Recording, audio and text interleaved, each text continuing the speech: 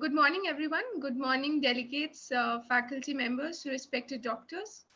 This is your hall coordinator, Shivani Singh.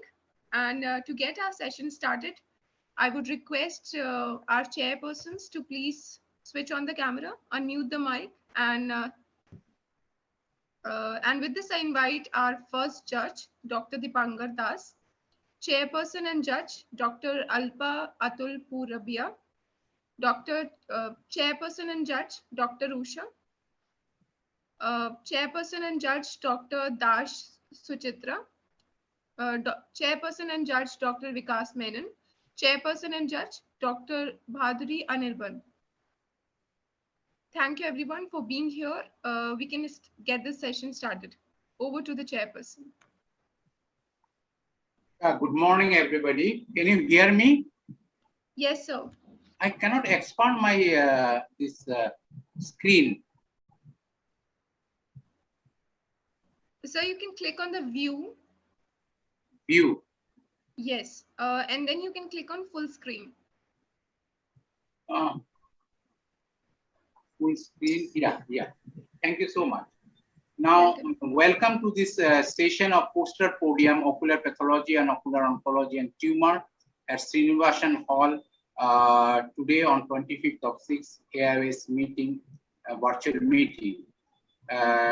Myself, the chairman, and with other chairmen and judges, let us start the session here. Good morning, everybody. So the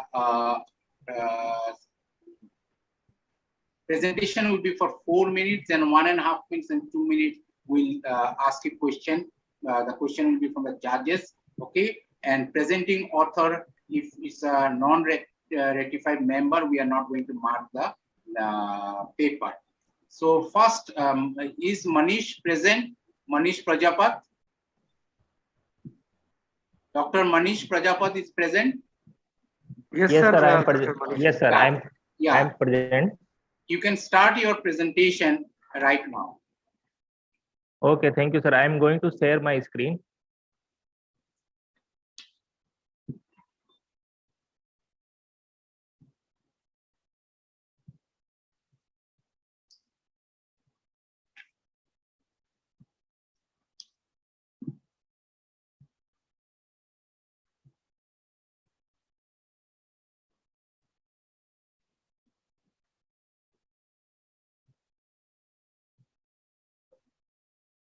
Hello, I am audible? Yeah. Hello. Okay. Yes, sir, you are audible. Okay. A very good morning to all respected chairperson and judges. Myself, Dr. Manish Prajapat, and I am going to present my topic, the presentation pattern of eyelid tumor in Northern India, a teaching hospital survey. I have no financial interest to disclose. As we all know, eyelid malignancy is a serious healthcare problem which can lead to loss of vision and life as well. Its presentation is delayed in India due to lack of awareness and health education. Sometimes late or misdiagnosis may result in decreased survival rate of the patient. Eyelid malignancy has multimodal treatment, including surgery, chemotherapy, radiotherapy, although surgical resection is the gold standard treatment. Our aims and objective of the studies were to determine the clinical pathological pattern, treatment outcome, and survival of the patients. It was a prospective interventional study with total 148 cases, including 62 malignant tumors.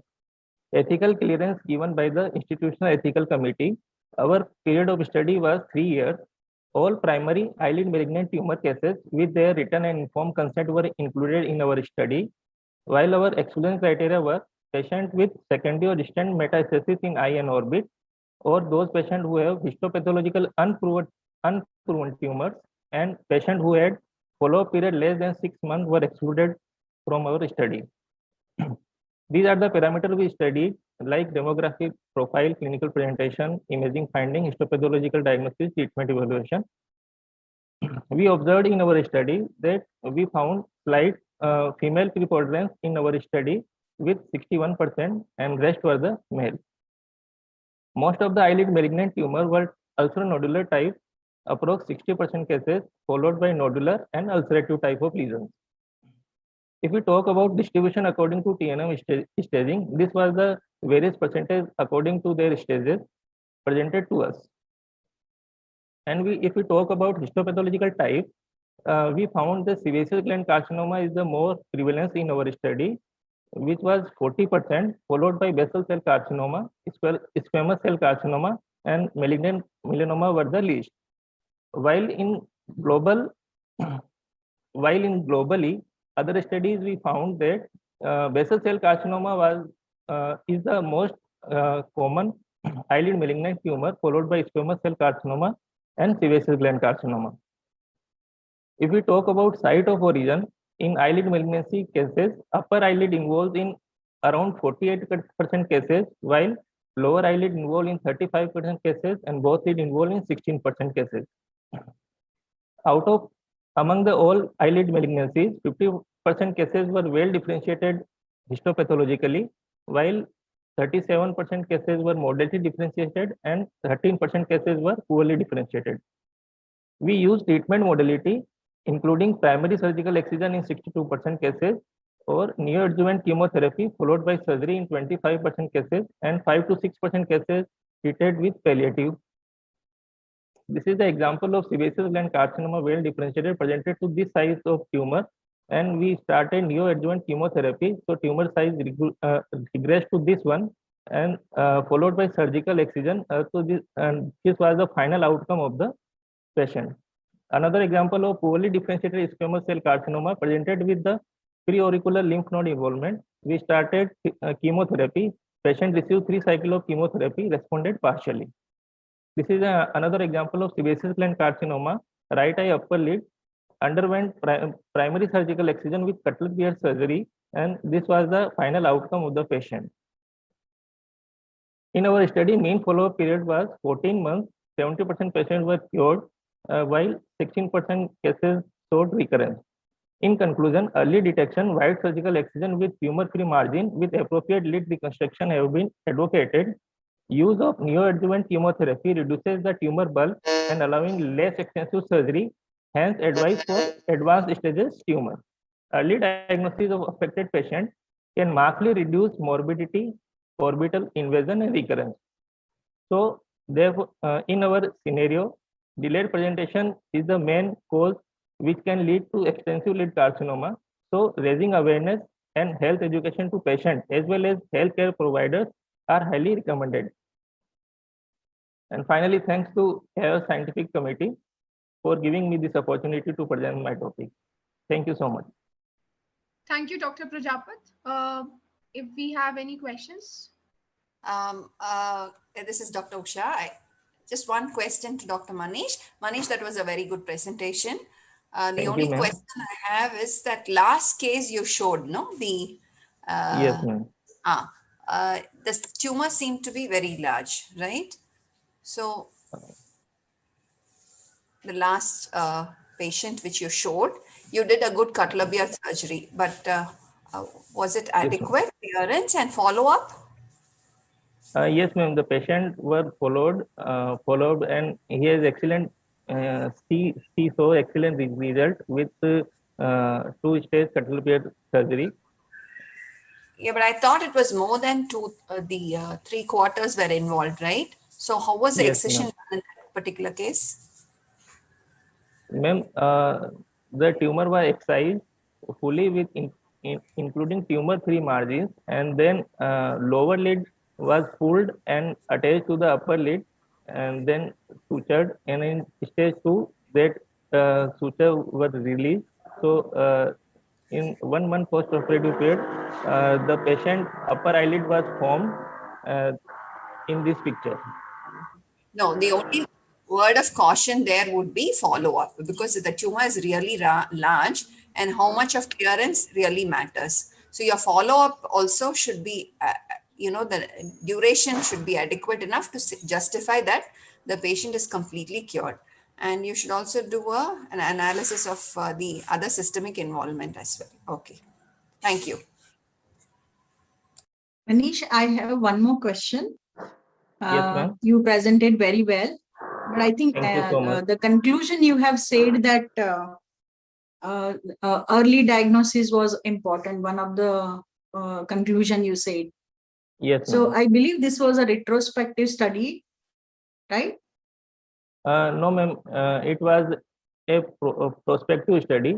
The patient presented to us, and then we diagnosed the patient with histopathologically, and then treated accordingly.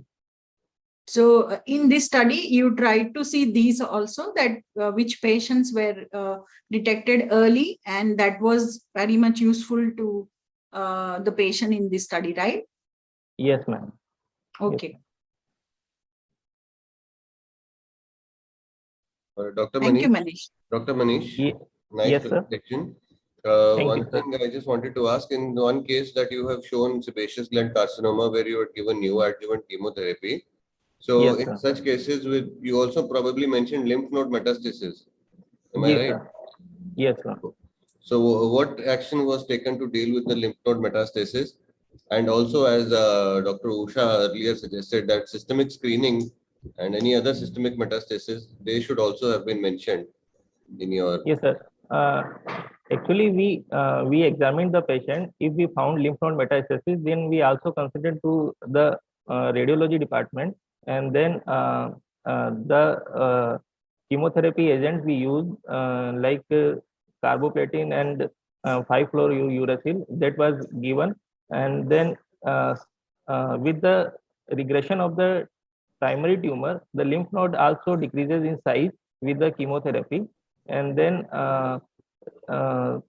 excision was done with the primary ocular tumors, and then patient also consulted with the radiotherapy department for systemic metastasis or lymph node involvement. Thank you, Dr. Manish. We're running short of time. Okay. Now, next presentation Thank you so much. Dr. Parina Shegal. Is she there, Dr. Parina?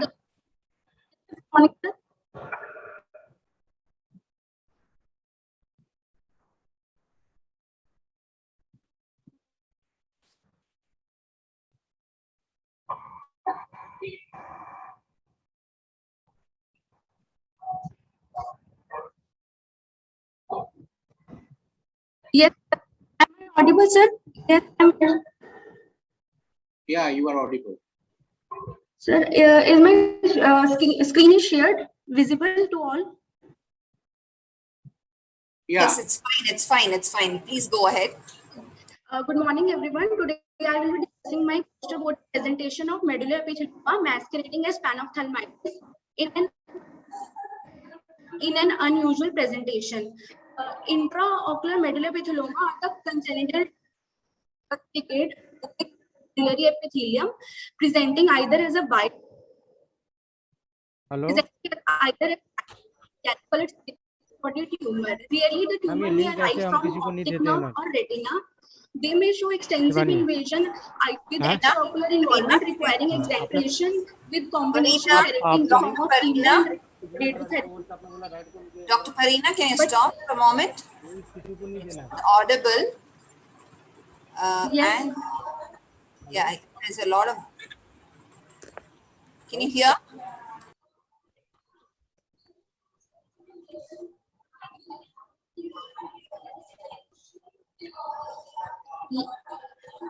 Yes, ma'am. Parina, can you turn off your video and just use the audio so that your connectivity...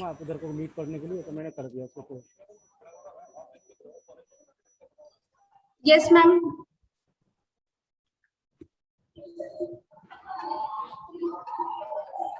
Go on full screen and just turn off your video. So, yeah. Okay, ma'am.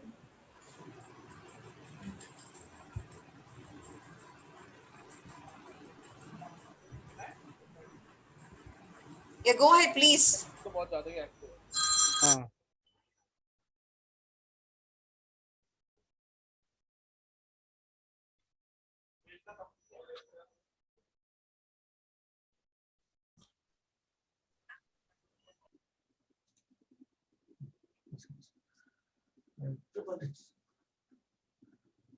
Can somebody help? Yeah, go ahead, please. Ramesh, can you please help Dr. Usha? Yes, sir. Yes, sir. Full screen No, है no, अभी no, बोल सकते हैं. it's fine. Only thing is, it's her audio which is not proper. Now that she's turned off the video, she can go ahead and present. Please. Farina, go ahead and present, please.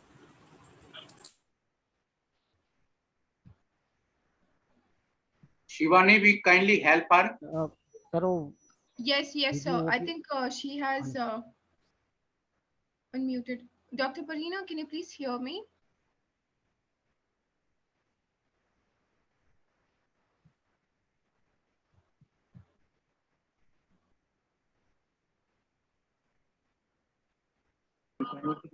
Sir, maybe there is some network issue in Dr. Farina. And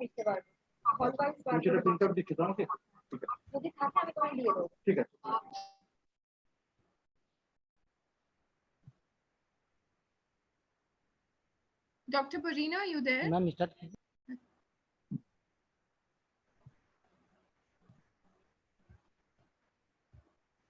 Ma'am, I think there's some connectivity issue at her end. Okay, then we can come later. Oh, ma'am दोबारा share कर सकते हैं. Dr. Deepankar, we can start with the next available contestant. So, Parina, you can join later if you can hear me. The next presentation is by Dr. Vinit. Is it there, Vinit? Yes, Shah? sir.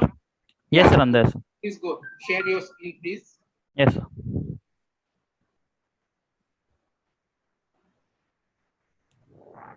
Hello, sir. Is my screen visible, sir? Yeah, please go ahead. Also, I would request all the other doctors to please turn off your mic so that we can hear the speaker properly. Thank you. Can I start? Yes, sir, please. Good morning, everyone. I'll be presenting a rare case of congenital macular teratoma of the eye. Teratomas are composed of different tissues derived from all the three germ cell layers. Orbital teratomas are rarely seen and are usually present in the left orbit with a more female preponderance. Clinically, the tumors are present with a rapid progressive growth, proptosis usually unilateral and without an intracranial involvement. Today, I'll be presenting a case report. 7-year-old boy presented with a progressive swelling in the left eye since childhood. Examination revealed mass which was soft and cystic in nature. It was located in the medial aspect of the left orbit, and no bruit pulsation was present. There was no perception of light in the left eye. On slit lamp examination, microcornea and rudimentary eye structures were present in the left side. Data examination. On the MRI, retinoblastoma was suggested, but on B scan, cystic fluid with rudimentary eyeball were present. So clinical diagnosis of cystic eyeball was made, and the patient was planned for cystic fluid aspiration, which was followed by an intrareginal steroid injection.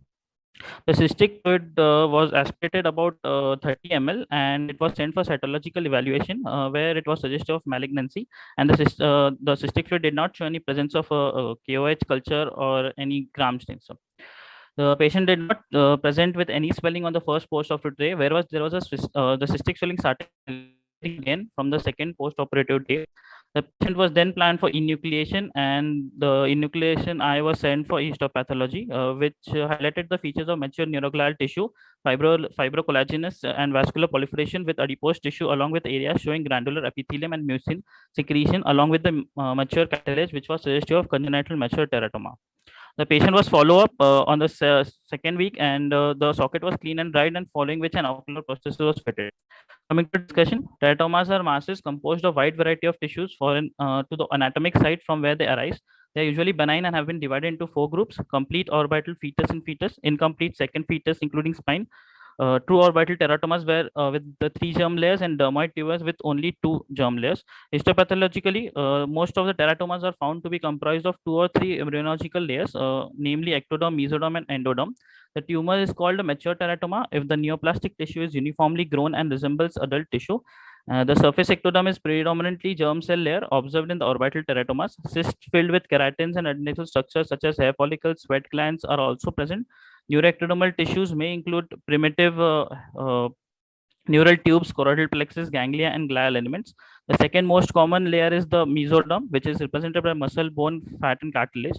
And the endoderm is the least common, which may produce cysts in the respiratory and gastrointestinal systems. Teratomas are more common in females and more common in the left orbit. The clinical features of these tumors include unilateral proptosis, fluctuating mass, lag of thalamus, causing increased palpebral fissure, thinning of the eyelid over the masses, and absence of communication between the cyst and intracranial. The eyes may be a normal development, but later may exhibit degenerative changes secondary to displacement of the teratomas. Transformation is always present, and accumulation of secretions within cystic spaces causes the rapid growth of the tumor after birth. The optic nerve may be enclosed or adherent to the tumor, leading to a secondary optic atrophy. And orbital imaging highlights a benign orbital teratomas as multiloculated cystic swellings with a mixture of variety of tissues, usually containing calcification, fat, or bone. The differential diagnosis to rule out a dermoid cyst, cephalocele, lymphangioma,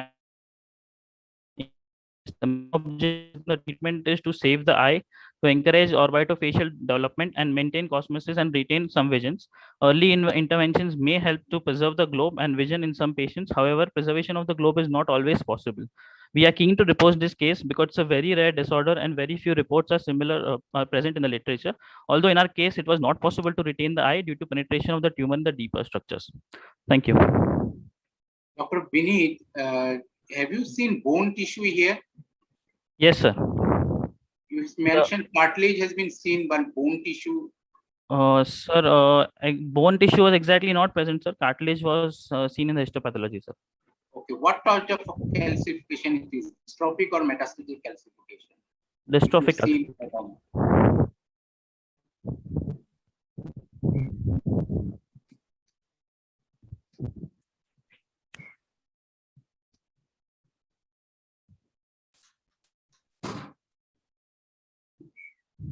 Hello. Hello. Any other question from Dr. Vineet? Yes, sir. Do you have MRI images or ultrasound images? No, sir. Actually, sir, I wait. I'll sir check once. Sorry. Wait, I'll one second. Oh, it's not about checking. Do you know about? It should be there in the presentation. Actually, when you are presenting a case like this, then ideally you should have imaging pictures also along with it. Okay. Beneath, it's a good attempt, but the thing is, whenever we have to have a confirmatory diagnosis, we need to have all aspects of investigations put in place. Yes, ma'am. Yeah, good. So next time when you present, I mean, you don't have to go and look for it in the case records. Please ensure that all of these investigations are put in place, so that even those who are listening, even we can learn from all your presentations. It's more about learning. Okay, thank you. Yes, ma'am. Dr. Shah, may I ask you a question?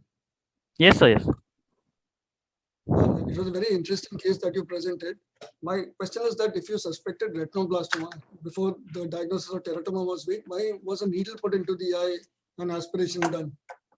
Sir, the MRI findings were suggestive of retinoblastoma, sir, but on a clinical examination, sir, we were not convinced that it is a retinoblastoma, sir. Because also we spoke to the radiologist, sir. He was also not sure it is a retinoblastoma, sir. So when it was suspected, even though the clinical suspicion was not there, the MRI suggested that the retinoblastoma could be a diagnosis.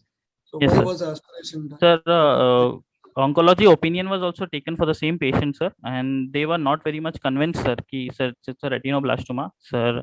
So we spoke to them. They are like, you can go forward with the aspiration, sir. Okay, was cryotherapy done at the aspiration site? No, sir. Okay, thank you. Another point on aspiration also, Vineet, is that cytology is never 100%. You never get the cells, whatever you require. And that should not be, manipulating your approach. Yes, ma'am. I think a little more scrutiny in this would be helpful. Yes, ma'am. Thank you, Dr. Vineet. Now we move to next presentation by Samrin. Is Samrin is there? Yes, sir. Good morning. Hello. Samreen, visible? Share your screen. Share your slide, yeah, please. Yes, yeah, yes, ma'am. I'll just start sharing my screen. Yeah.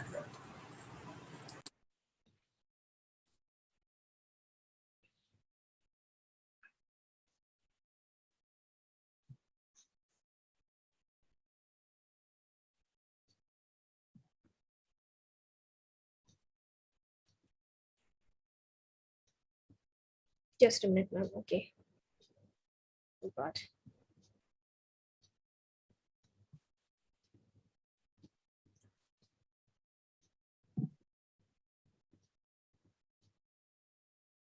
कोई दिक्कत आ रहा है? Sir कुछ problem आ रही है screen share करने में 5 minutes लगेंगे sir. Doctor, is there something that I can help you with? Yeah, then next presentation we can call. So Dr. Asha is there. One. Yeah. Okay. Thank you. Dr. Asha? Yes, Is sir. yeah. Can you present your case on sino-orbital aspergillosis? Yes, sir. Yes, I'll do that. I'm just sharing the screen.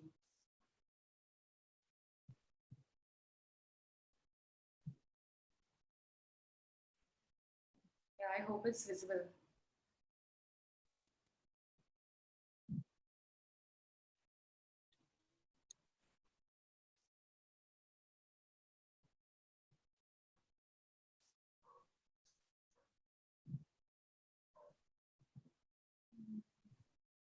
Yeah, is it visible? Is my screen visible?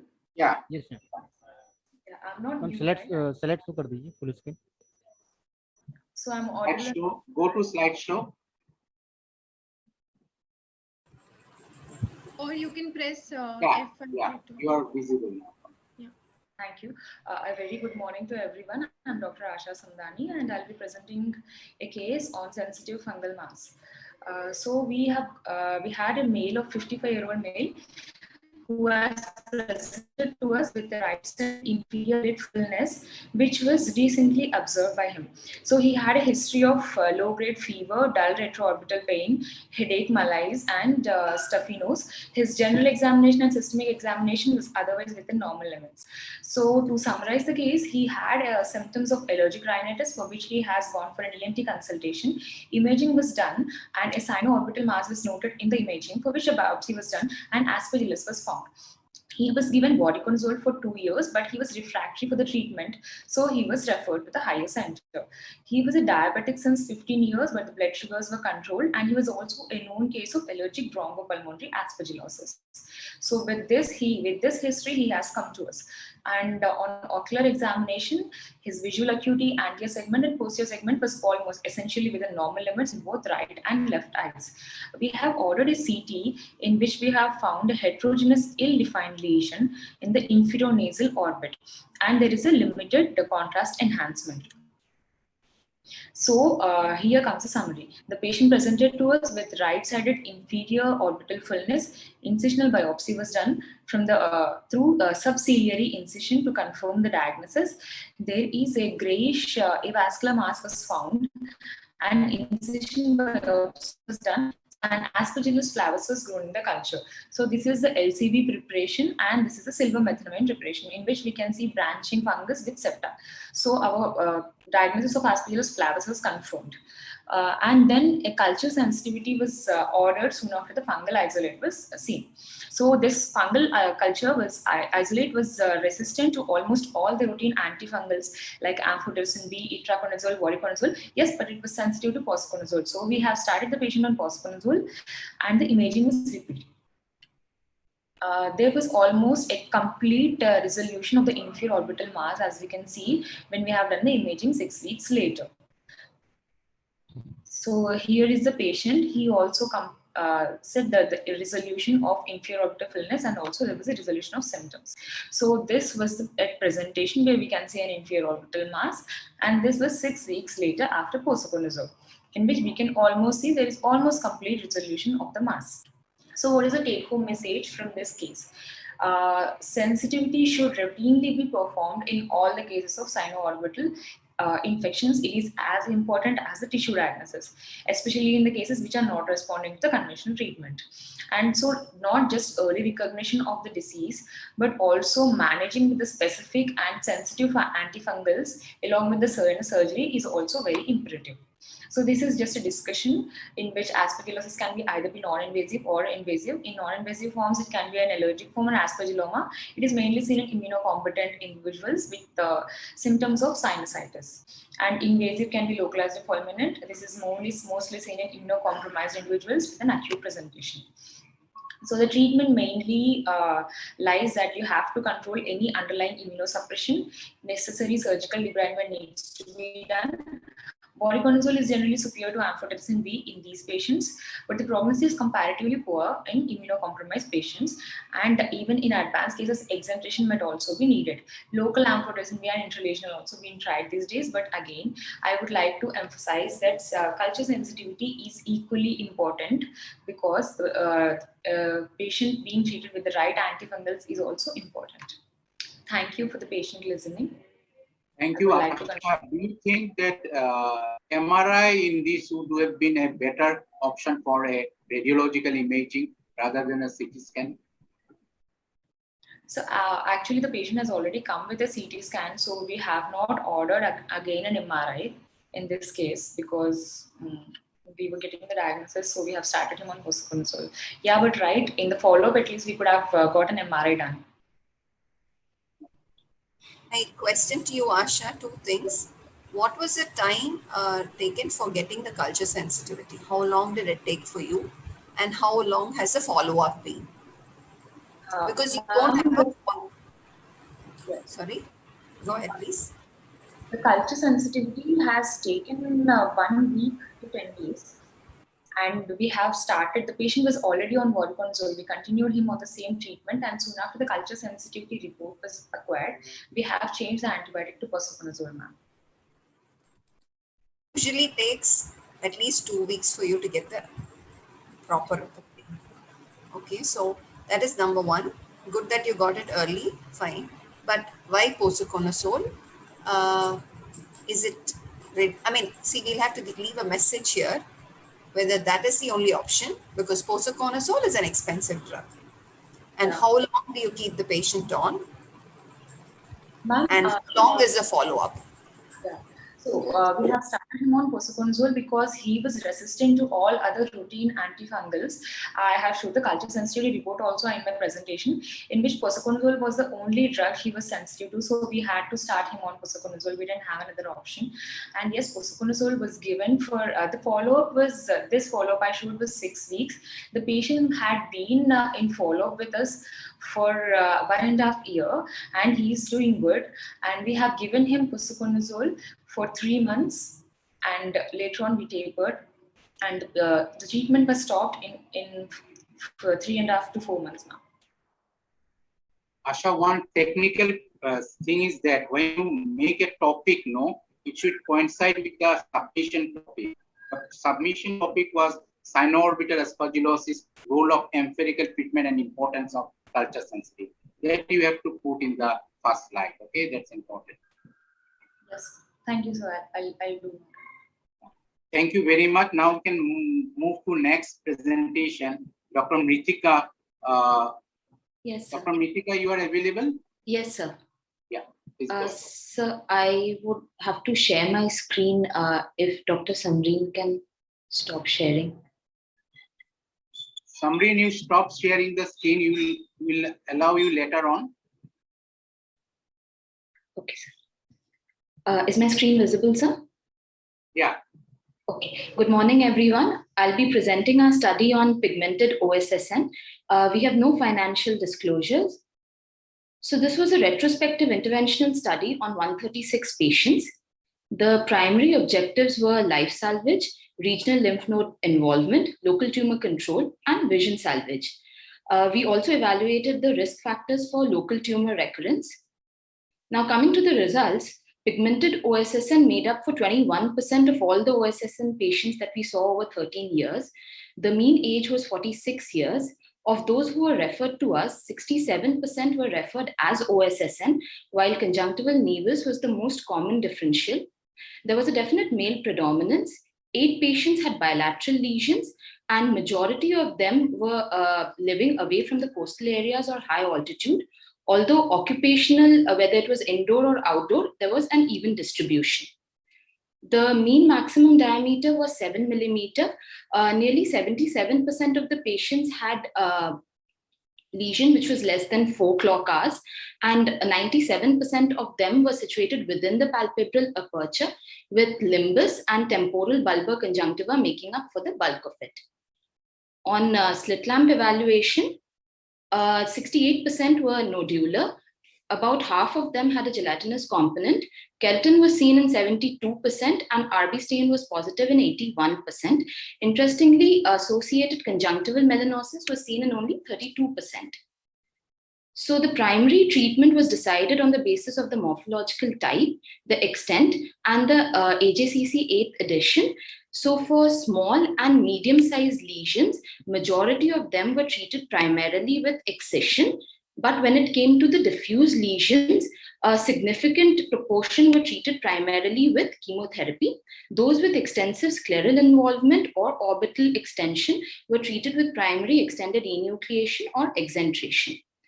So excision biopsy was carried out following the oncosurgical principles of no-touch technique and 4 millimeter clinically clear margins with cryotherapy to the edge. Recurrence was seen in 10 patients. Xeroderma pigmentosa bilaterality, interpalpebral location, nodular lesion, and invasive carcinoma came out to be significant risk factors for recurrence. On multivariate analysis, however, only Xeroderma pigmentosa was significant. On histopathology, 42% were invasive squamous neoplasia, and pigmentation was because of pigmented dendritic melanocytes, macrophages with pigments, and neoplastic squamous cells with pigment granules. So at a mean follow-up of 10 months, all the patients were alive and well. 2 of them with regional lymph node metastasis had received EBRT. Eye salvage was achieved in 88%, and local tumor control was achieved in 97% of these patients. Visual acuity of more than 20/200 was achieved in nearly 85% of the patients. To conclude, this is the largest series of pigmented ocular surface squamous neoplasia, and it is evident that it is not so rare in tropical countries. Associated conjunctival melanosis is not a prerequisite, and this must be differentiated from other pigmented conjunctival tumors with a more ominous prognosis like melanoma. And for this, the clinical features like keratin and RB staining, which is seen in OSSN, these are all helpful, although histopathology is confirmatory. Management, a local tumor control can be achieved in 97% with a low recurrence rate. Those with a high risk of recurrence should be followed up closely, and prophylactic treatment may be indicated. Thank you. Thank you, Ritika, for nice presentation. A basic histogenesis question. How the pigmentation get deposited in squamous cell carcinoma? What is the histogenesis? Yes, sir. So based on the histopathology, we found that the pigmentation was because of, one, there were dendritic melanocytes, then there was pigment containing macrophages, and even the neoplastic cells, they have pigment granules. So there are 2 theories to it. One is that the cells, they phagocytose the pigment granules. The other is that there may be a melanocytic origin to it. Okay. See, if dendritic cell expression is there in histogenesis, we have to have a dendritic cell marker for that. Okay. Otherwise, other marker, melanae or HMB45 may sometimes show pigmented changes, because these are all a change that has happened in the pigmented cells. Yes, sir. Immunohistochemistry was done wherever there was a diagnostic dilemma. So with melanae as well as HMB-S100 and HMB45 was used. Thank you. Thank you, sir. Ritika, I have 2 questions for you. Yes, ma'am. Apart from all the information that you've given, it's a very good collection, a good series. I just like you to let me know how many of them were primarily identified by you and treated. Were there cases which were referred after being managed earlier, and what percentage was it, number 1? And the second question is, or okay, maybe you can go ahead with that answer. Yeah, please go ahead, Ritika. Ma'am, 25 of the patients, they had undergone some form of previous treatment before being referred to us. The remaining were primarily treated by us. All right.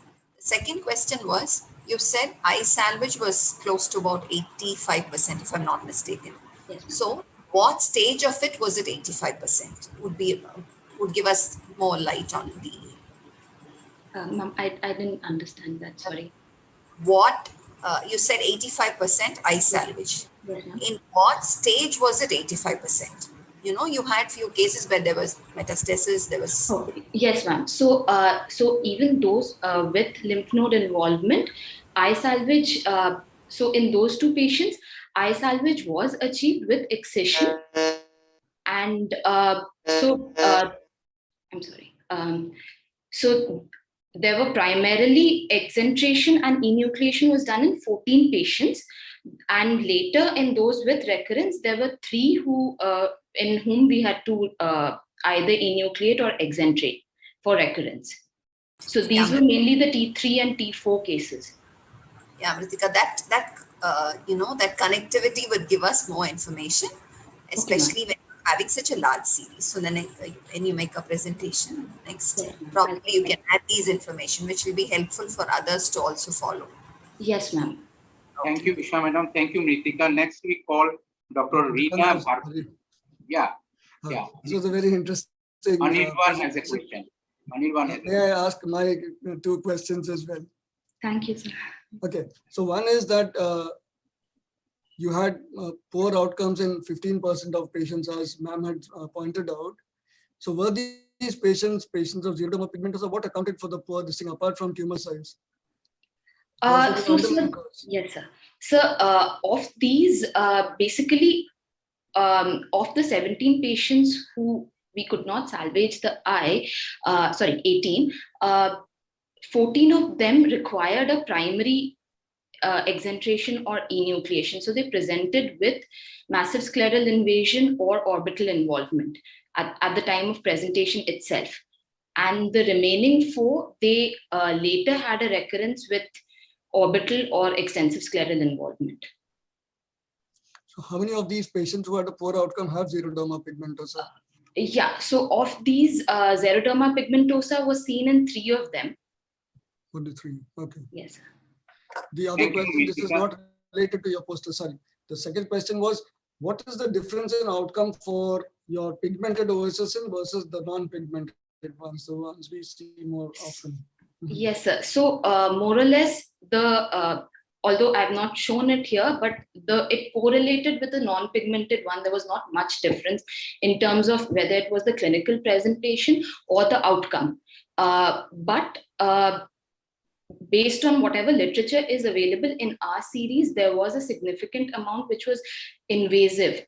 Majority of the reported cases have been squamous cell, carcinoma in situ or dysplasia. But in our series, 42% had invasive carcinoma. So that was probably the one thing which was different. Thank you, Mritika. We are running short of time. Okay, next presentation is by Dr. Rina.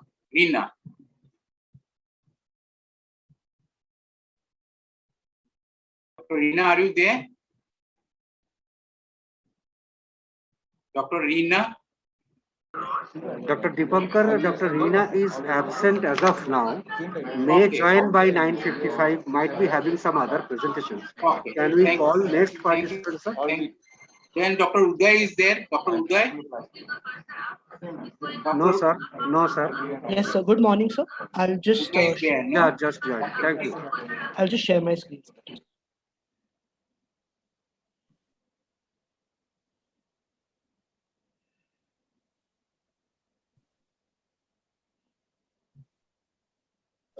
Is my presentation visible? Yeah, visible. Go ahead. Good morning, everyone. So the topic of my presentation today is intravitreal chemotherapy for retinoblastoma, slaughter the seeds. We have no financial interest. So coming to a brief introduction, vitreous seeds provides a very specific therapeutic challenge in the management of retinoblastoma, as it is refractive to the conventional intravenous chemotherapy. Rees and Ellsworth, in their initial classification, classified eyes with vitreous seeds to be 5B, which was very unfavorable for globe salvage, And even with external beam radiotherapy, a globe salvage percentage of only around 50% has been reported, with its complications such as cataract, secondary malignancy, as well as orbital growth retardation. Intravitreal chemotherapy, however, has emerged to be a useful adjunct in our armamentarium of management of vitreous seeds. So the aim of this presentation is to discuss our preliminary data about the outcome of management of recalcitrant vitreous seeds with intravitreal chemotherapy in retinoblastoma and its associated complications. So it was a retrospective review of records of patients who received intravitreal chemotherapy between the years of 2010 and 2019. All patients were classified as per the International Classification of Retinoblastoma by Shields et al. Seeds were classified into dust, cloud, or sphere as given by the Francis Munier group, as was the regression patterns, type 0 being complete disappearance, type 1 being refractile or calcified, type 2 being amorphous, and type 3 being a combination of the two. Patients with at least 5 months of follow-up were included in the study.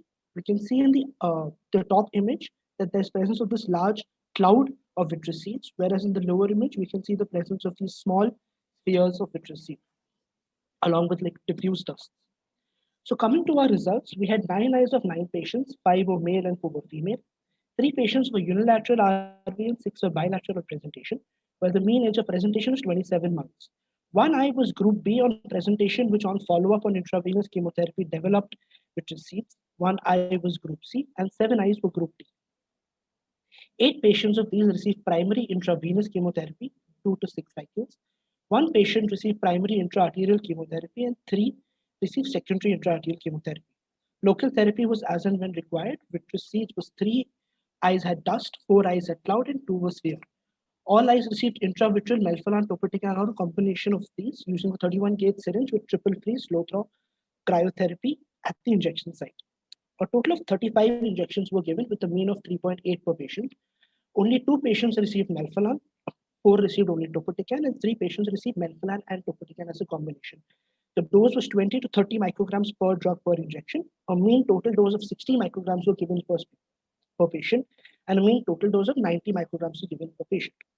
Mean follow-up was 13.8 months. The regression pattern was seen in 5 patients. 1 had complete disappearance, 3 had type 1 regression, and 1 had type 3.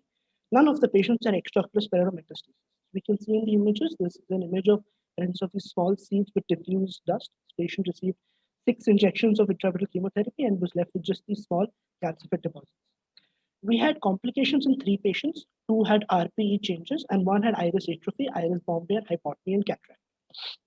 In conclusion, intravitreal chemotherapy is a useful treatment modality for recalcitrant vitreous seeds in retinoblastoma.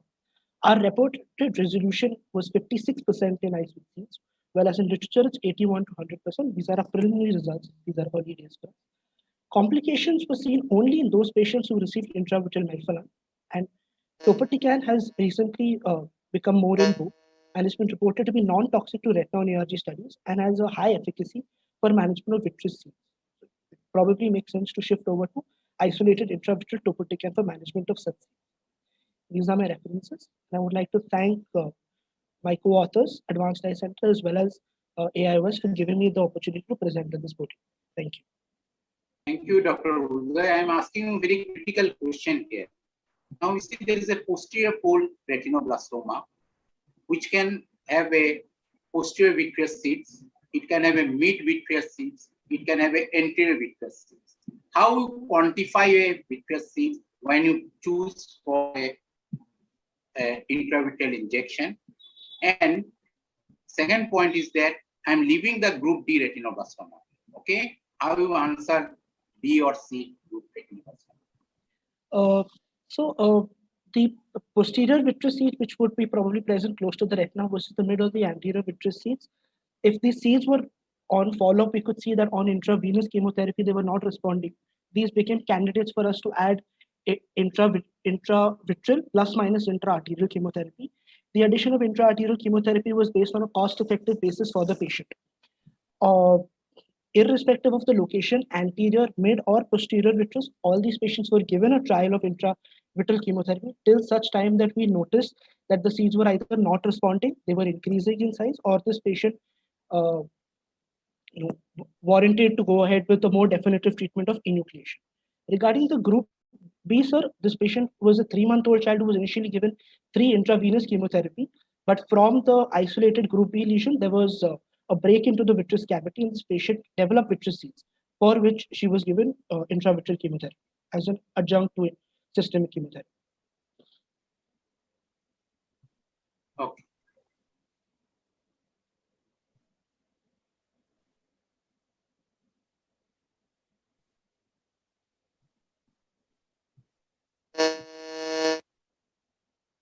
Do we have any more questions? Yeah, then we can move to next presenter, Dr. Sujit. Thank you, Dr. Yes, sir, I'm there. Can you see my screen, sir? Yeah, and no, yeah, your screen is missing. Yeah, yeah. Go ahead, Sujit. Okay.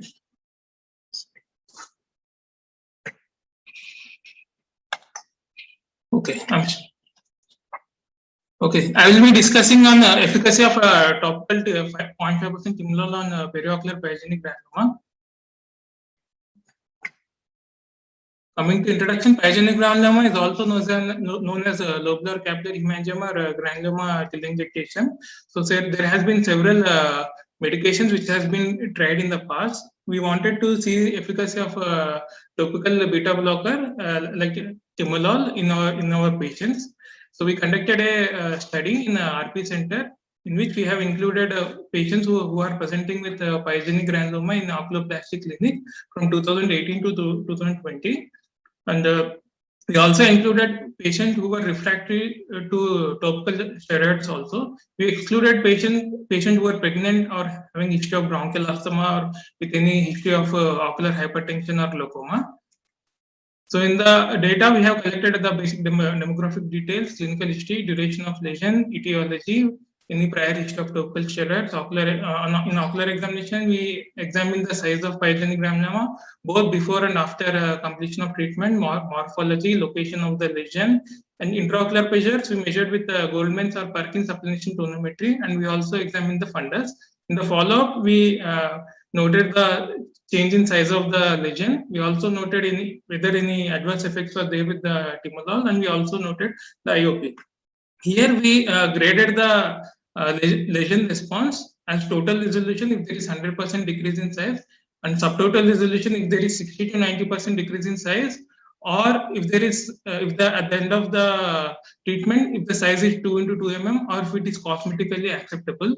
Partial resolution if there is 30 to 59% decrease in size, and failed response if the size of lesion is less than 29%. So these are the results. We had 25 patients, and one patient had 2 lesions in the single eye. So there were 26 lesions. The mean age was 14.36 years. Majority were male, and the majority of the patients left eye was affected. And palpebral conjunctiva was most commonly affected. And one patient had upper lid margin affected, and 2 patients had in the external skin also.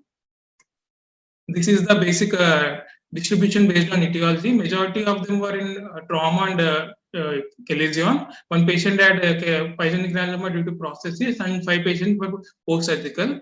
And as I said, majority of them were located in the palpebral conjunctiva. This is the pie diagram showing the response. We had 61.5% patients who had total resolution, that is 16 patients, and 5 patients had subtotal resolution. And when we compared between the morphology of sessile and pedunculated, it was not statistically significant. There was 60% resolution overall.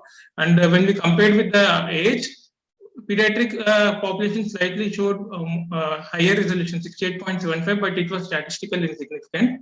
And when we compared de novo cases with the steroid refractory cases, de novo cases had 70% resolution compared to the steroid refractory, which was 56.25, but it was statistically insignificant because there were lesser number of cases in the and etiological wise, surgical had higher resolution rate, that is 100%, followed by trauma and chalazion. These are some of the clinical pictures.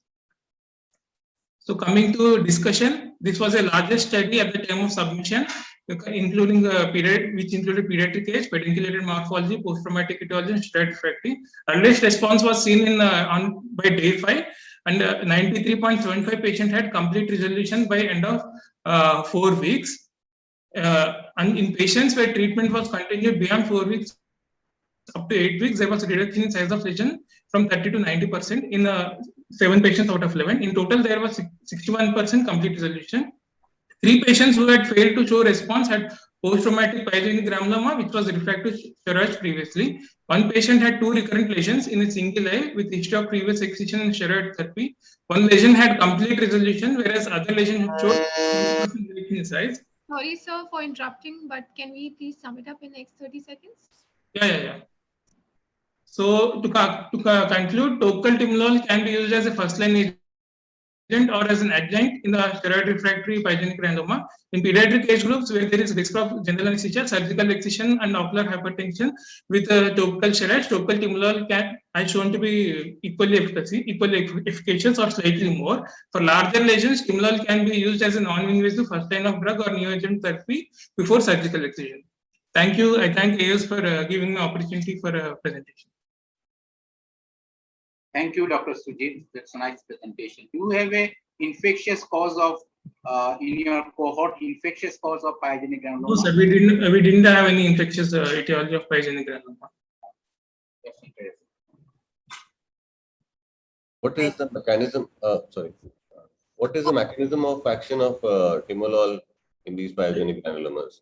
Basically, the hypothesis of origin of pyogenic granuloma is there is hypoxic theory, where there is dysregulation in the wound healing, due to which there is high increasing number of VEGF and fibroblast growth factor, leading to proliferation of vessels and fibrous component. So timolol basically acts on it is a non-selective beta blocker. So it downregulates the vascular endothelial growth factors.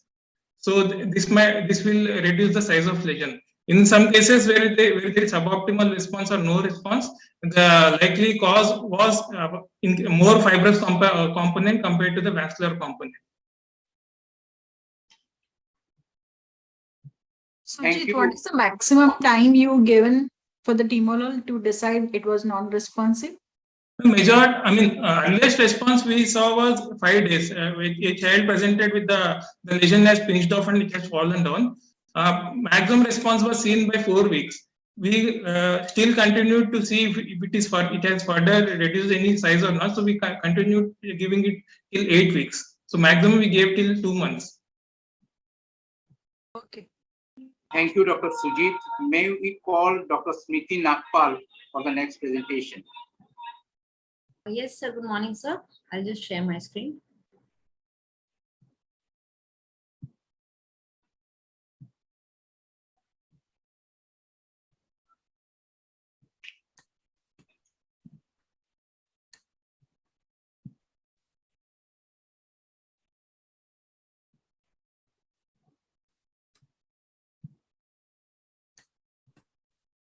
Good morning, everybody. My presentation is on unusual tumors hidden in blind eyes.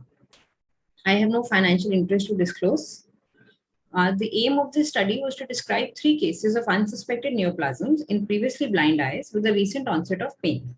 Enucleation has been well established as a definitive treatment of choice in patients with painful blind eyes, and it is a known fact that a thicical eye may harbor an occult neoplasm. Hence, a thorough preoperative assessment, including imaging, is highly recommended. Herein, we describe 3 patients with pre-existing non-seeing eyes with a recent onset of pain. All 3 underwent enucleation for pain relief, followed by histopathological assessment of the specimen. Our first case is that of a 24-year-old female who had sudden onset severe pain in the right eye with redness for the past 2 months. Right eye had no vision for the past 3 years, and there was no history of any trauma or surgery. On examination, the right eye had a total cataract. We can see this goldenish hue of the cataract with multiple refractile particles in the anterior chamber and a low intraocular pressure. The fundus was not visible. Imaging revealed a classic mushroom-shaped homogeneous globular mass lesion along the posterior pole, extending into the vitreous cavity and causing an outward bulging of the sclera. MRI further highlighted this outward bulge of the sclera. The patient received a short course of steroid therapy to decrease the inflammation, followed by enucleation with orbital implant. Histopathology revealed the diagnosis of a choroidal melanoma. Optic nerve margin was clear of the tumor. Patient received adjuvant radiotherapy. Systemic workup was negative for any metastasis, and patient was symptom-free at 1 year of follow-up. Second case is of a 20-year-old male who had pain and redness in the left eye for 2 months. On examination, the left eye was had no light perception. It had an intergallery staphyloma, myosed irregular pupil, a flat anterior chamber, and neovascular glaucoma. Fundus was not seen. Imaging revealed multiple hyperreflective echoes in the vitreous cavity, suggestive of vitreous hemorrhage. Patient underwent enucleation with implant. Histopathology revealed thinned out cornea, sclera, distorted lens, distorted staphylomatous uveal tissue, and multiple dilated abnormal vessels were seen. Abutting these was a glial tumor with tumor cells infiltrating the choroid, and normal layers of retina and optic nerve could not be identified. Diagnosis of ependymoma with vascular malformation was made. This patient was also asymptomatic at 1 year of follow-up. Third case is of a 24-year-old male who presented with pain and redness in the left eye for 6 months, along with a decrease in the size of the eyeball. Left eye had low vision since childhood. On examination, left eye was thicical with no light perception. There was diffuse congestion, superior staphyloma, band-shaped keratopathy, complicated cataract, and synechial and iris neovascularization. Fundus details were not visible. Imaging revealed the small distorted globe with a highly reflective mass, diffuse mass present along the posterior pole, extending up to the optic nerve head. Patient underwent enucleation with orbital implant, and histopathology helped to clinch a diagnosis of choroidal osteoma with marked RP gliosis. Post-operatively, socket was healthy at 1 year of follow-up. Hence, we see that it is a well-known fact that blind eyes may harbor occult neoplasms, and enucleation is the standard treatment of choice for pain management in blind eyes. The commonest neoplasm reported has been malignant melanoma. And however, most melanomas present as secondary glaucoma. Our patient had a low IOP. Similarly, retinal ependymomas are very rare tumors. Only 2 other cases described in literature. Choroidal osteomas are typically seen in females, and ours was a male patient with inflammation, phthisis, and RP gliosis, none of which is classical for a choroidal osteoma. Hence, we conclude that a recent onset of symptoms in a previously blind eye, especially in the absence of any obvious cause for the same, must alert the ophthalmologist to the possibility of a neoplasm, occult neoplasm inside that eye.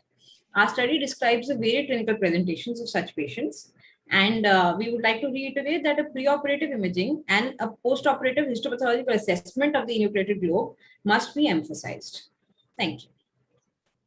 Thank you, Preeti. I have few critical questions to ask you. The first case you see, first case presented somewhat like a pen uveitis. There was crystals in the anterior chamber. Yes, sir. I thought maybe a plasma cell affection or a tumor, okay, because they can express Russell bodies there, having a crystal there, but your diagnosis is a choroidal melanoma. Yes. Okay. Now, how you describe a crystals in choroidal melanoma? Okay. The second question is that second case is ependymoma with vascular malformation. Have you done immunohistochemistry to prove this? Third is that osteoma. Okay. Have you examined the other eye? Because in 20% of osteoma, you have bilateral involvement. Okay. So these 3 questions I. Yes, sir. So, sir, the first case, we were also suspecting probably a plasma cell tumor or lymphoma. That was our primary differential clinically. Because seeing crystals in the eye and seeing multiple reflective echoes in the vitreous cavity, we were also suspecting that. But, and maybe in melanoma is known to cause chronic uveitis. So maybe patient had a history of 2 months. So maybe chronic uveitis has led to some lipid exudation, some vascular damage, which has led to crystal formation. And those crystals, the anterior chamber aspirate were also sent for assessment. And that also came negative for any plasma cells. So that was in our mind also, because we also suspected crystals to be suggestive of plasma cell tumor. So in the choroidal osteoma patient, the second eye was examined, and if we see on imaging also, we can see that there is no evidence of any osteoma in the other eye. So imaging and clinical examination of the other eye was also done, as we do in all patients, because if one eye is non-seeing, the other eye becomes more important. So a detailed evaluation of the other eye is done. And in second case, ependymoma, ependymoma and the vascular malformation, immunohistochemistry. Yes, immunohistochemistry was done. So we usually coordinate with the histopathology department, and in majority of our patients where unusual tumors come out, immunohistochemistry is done for all of them. So our patients go to a quaternary level institute and there IHC is done.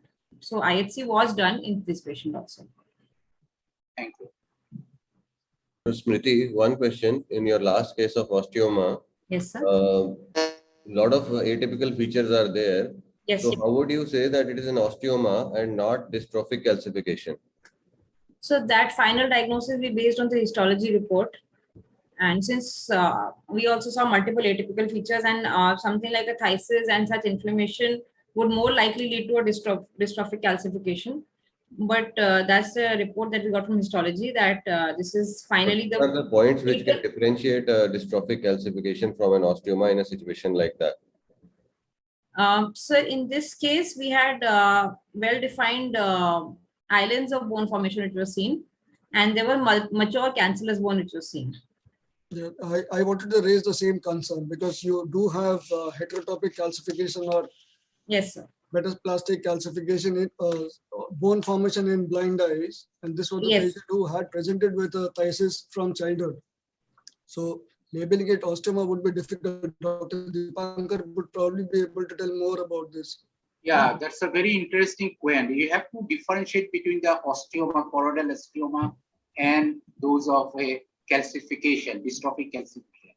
Yes, see, sir. there Yes. is a very important histopathological finding.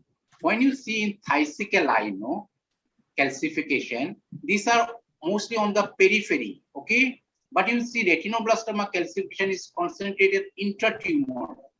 Now you see this dystrophic calcification or other calcification would have been in the outside the choroid, okay? But in osteoma, it will be limited to the within the choroid. If it is a CNVM or other thing, it can have a breach. It can have a breach. Mostly the choroid with a mature bone formation. That's a very important question. How you distinguish all 4-5 cases. Yes, sir. Yes, sir. Thank you so much, sir. So that is what we also had. We had mature cancellous bone formation in this eye, and history of phthisis only of 2 months. Thank you, doctor. Now let us move the first presentation, second presentation. Dr. Parina, are you present here? Dr. Yes, Parina? sir.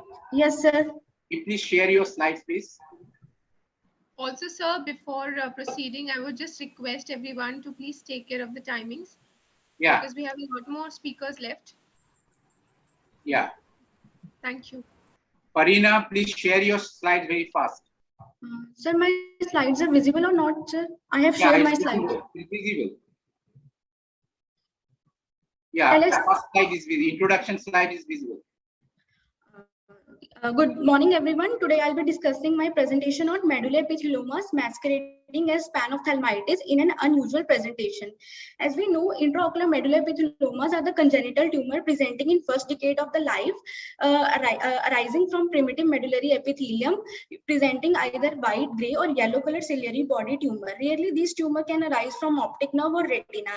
These tumors may show extensive invasion with extraocular involvement, requiring exenteration, requiring either chemo or radiotherapy later on. But information on long-term survival rate is limited due to rarity. Reports on these tumors presenting as orbital cellulitis and panophthalmitis are sparse. So here in coming slide, I would like to describe the difficulty we faced in diagnosing and managing the patient who presented to us with this tumor in a young pregnant female. So a 29-year-old pregnant female at 26 weeks of gestation presented to us with the chief complaints of pain and redness since 15 days, which was followed by progressive protrusion of the right eye since 10 days. Patient took treatment from the government hospital but did not improve, and patient also had a history of post-traumatic loss of vision in the right eye 5 years back. On ocular examination, right eye had no perception of light and left eye had 6/6 vision. On adnexal examination, upper and lower lid swelling was present, which was associated with matted lashes and yellowish discharge. There was a prominent axial proptosis in the right eye. However, bulbar conjunctiva was chemosed and hemorrhagic, showing dilated and tortuous episcleral venous vessels. Cornea was lusterless and corneal opacity of 6 mm into 5 mm dimension was present. However, anterior segment details and posterior segment details were obscured in the right eye, and left eye was within normal limit. All the extraocular movements were restricted in all the gazes in the right eye. On doing ultrasonography, B-scan, multiple point-like echoes in the whole of the vitreous cavity, which was suggested of exudate, was seen in the right eye. So, working diagnosis of right eye panophthalmitis was made. Patient was admitted and systemic workup was done, which came out to be unremarkable. And patient was managed on IV antibiotics and topical medications. Contrast enhanced MRI scan of orbit and brain was done, which was suggestive of mixed intensity mass filling the right lobe, extending into the intraconal and extraconal spaces with infiltration into the preseptal space. As we can see, then in all the section, there was complete loss of globe architecture. So as the patient was pregnant, we could not do any surgical procedure, and patient was not improving on conservative management. So we went ahead with the other modalities like USG guided FNAC was done, which came out to be suggestive of malignant small round cell tumor. So metastasis was ruled out, and to further confirm our diagnosis, excision or incisional biopsy was done, and which again suggested that our patient was suffering from malignant small round cell tumor. After taking gynecological and radiotherapy opinion, she was planned as follow, that surgical debulking was done as early as possible, and patient was planned for earliest delivery at 34 weeks, and later on she was planned for chemo plus minus radiotherapy. So after doing surgical debulking procedure, patient had uneventful postoperative period, and on gross specimen we could see the optic nerve involvement by the tumor. Histopathology revealed that patient was suffering from right eye orbital immature-teratoma. So after that, patient was induction of labor was done at 34 weeks of gestation, and patient was followed in IOPD for wound dressing, and patient had uneventful period. After ruling out metastasis and staging of tumor was done, and first cycle of chemotherapy was started in the form of cisplatin, bleomycin, and topside. After giving 3 cycles of chemotherapy at 21 days interval. So keeping high suspicion of other tumors in and atypical presentation of orbital teratoma in this adult patient, we requested for repeat histopathological examination. So what came to our diagnosis, that patient was actually suffering from right eye orbital medulloepitheloma, which was malignant teratoid type. So patient shifted from chemotherapy to radiotherapy. So coming on to discussion, as we know, the malignant teratoid medulloepitheloma is an extremely rare embryonal tumor of neuroepithelial origin. Patients diagnosed later in life are thought to be malignant transformation of their benign counterpart. So mainly these type of tumors consist of heteroplastic elements consisting of small round cell neuroblast indistinguishable from retinoblastoma. Initial misdiagnosis and delay in treatment are not uncommon in the absence of classical features. So timely diagnosis and vigilant approach have a key role in preventing inadvertent adverse outcome in these kind of patients. Thank you. Thank you. We'll not ask our question because this will not be judged as a question. So let's move to the next presenter, Dr. Samreen, please share your slide. Thank you, Parina. Okay, thanks.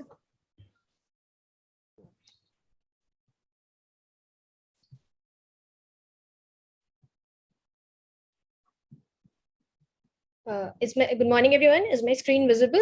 Yeah, please go ahead. Okay. So I'll be presenting today on immunoglobulin G4 related disease masquerading as a metastatic malignant melanoma of the choroid.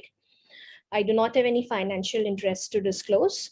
So IgG4 related disease is an immune mediated fibroinflammatory condition and is known to have a very diverse range of clinical presentations involving single or multiple organs. It can occasionally masquerade neoplasms and often poses diagnostic difficulties for the treating clinician. So here I'll be presenting the clinical, radiological, and histopathological findings of a patient who came to us as a case of suspected choroidal melanoma.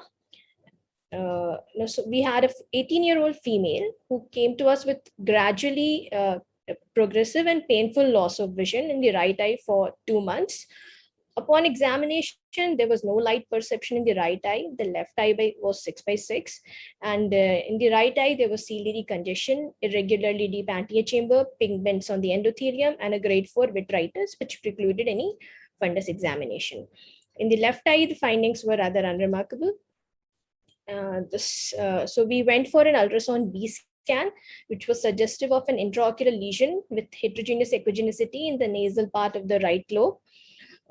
So further, we went for an MRI on suspecting neoplasm, and what we saw was an intraocular lesion about 1.6 into 1.6 centimeters on the inferomedial part of the right lobe, which was hyperintense on T1 weighted imaging with a heterogeneous post-contrast enhancement and hypointense on T2 weighted imaging. So provisionally, it was diagnosed to be case of malignant melanoma of the choroid, and the patient was advised general systemic evaluation to rule out any metastasis. So when we went for systemic evaluation, we could see that there were areas of lung consolidation on chest CT, and after that, a PET scan was also sought, and we could see that these areas of consolidation were metabolically active on 18-FDG PET. Along with that, mediastinal lymph nodes also showed was suggestive of increased uptake of 18-FDG on PET CT. So it was recommended that the patient should get a lung biopsy, and probably the mediastinal lymph nodes could be studied histopathologically, which was not feasible at that point of time. So because it was a very painful and blind eye of the patient, and the patient consented, so an enucleation was done. And histopathological examination showed us inflammatory infiltration reaching up to the ciliary body with plasma cell infiltration, and immunohistochemical stain showed clusters of IgG4 secreting plasma cells greater than 50 cells per high power field.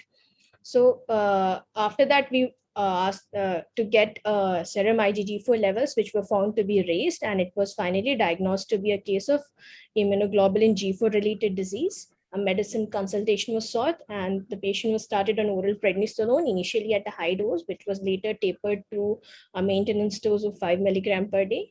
And remission, the patient was in a state of remission till last seen. Now, this particular case is important because it gives us two basic things that we should keep in mind when seeing such patients.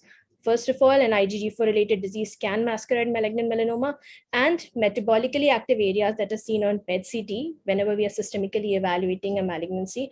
One should always keep that they are alternative causes of increased metabolic activity, and they should also be considered in the differential diagnosis. Thank you, everyone. Thank you, Dr. Samreen. Was there left eye any involvement was there? No, sir. The examination of the left eye was rather unremarkable, and there wasn't, I mean, either any sign of inflammation in the left eye, either in the fundus or in the otherwise. Follow the patient carefully, okay? There may be a recurrence in the left eye, okay? Only eye, there may be a recurrence after years, okay? Please make a close follow-up of the patient, okay? Yes, sir. Nice presentation. Samreen, how did they conclude that the patient had a resolution of disease? So Sorry, she how was did they being conclude that the patient's disease was in abeyance? The patient was being followed up in the Department of Medicine, and they did get a repeat chest scans done. I do not have the films at present, but she continued to remain asymptomatically. No respiratory or lung features were seen, and on repeat CT, there was resolution of the lung lesions that were seen. How much of the resolution was there? That's important. Was it affected? I do not have the images, ma'am. I'm sorry. Dr. Samreen, did the ultrasound B scan findings also suggest you melanoma, or was there any anomaly in the B scan findings? Because we did not see the B scan. Yes, sir. B scan, there was heterogeneous echogenicity in the B scan, and at that point of time, it was more likely to be a melanoma over there. again, one learning point for the future, like the one in the previous presentation, also one of the previous presentation, whenever you are presenting a case, a very interesting and a very rare pathology that you are demonstrating, it would be better to completely document the case first and put up all the slides, all the images before we go for a presentation. Thank you. Otherwise, interesting case. Thank you, sir. Thank you, Samir. Now, is Dr. Reena is there? Reena Bharti. Dr. Reena Bharti, are you there? So she is absent. We can conclude the session. So Dr. Deepankar, we are having one absentee in this session. Sir. Yeah. Dr. Reena Bharti. Dr. Reena Bharti. Yes, doctor, we can conclude with your remark. Thank you, Madam. Nirvan, Dr. Vikas, thank you so much, and other in the session, conducting the session. So we can conclude the session. Final comment from Usha, Madam. I think all the cases were very interesting, but the only thing I'd like to emphasize is we all have to learn from each of the cases that were present. And for the sake of completion and for understanding the outcomes, I think we need to have a complete, the complete set of information, which will be very, very useful for everybody, not only for the presenters, it's useful for everybody. So it will be good to have that complete range of investigations, and all the cases were very interesting and all the cases were very well presented. And I think Deepankar did a great job of keeping up the time. All of our questions, we are learning from you all, Madam. So it is all the questions important. Thank you very much. Thank you. All of you did a great job. Thanks so much. I think we should continue with the same spirit. I think more new cases, and I think we having a wide range of presentations. It's very, very important for all of us. Thank you very much. Thank you, Madam. Thank you, Shivani, for conducting this meeting nicely. Thank you very much. Thank you, sir. Thank you to all the chairpersons, speakers, and the moderators. Thank you, Deepankar, sir, for very well moderating it. Thank you so much.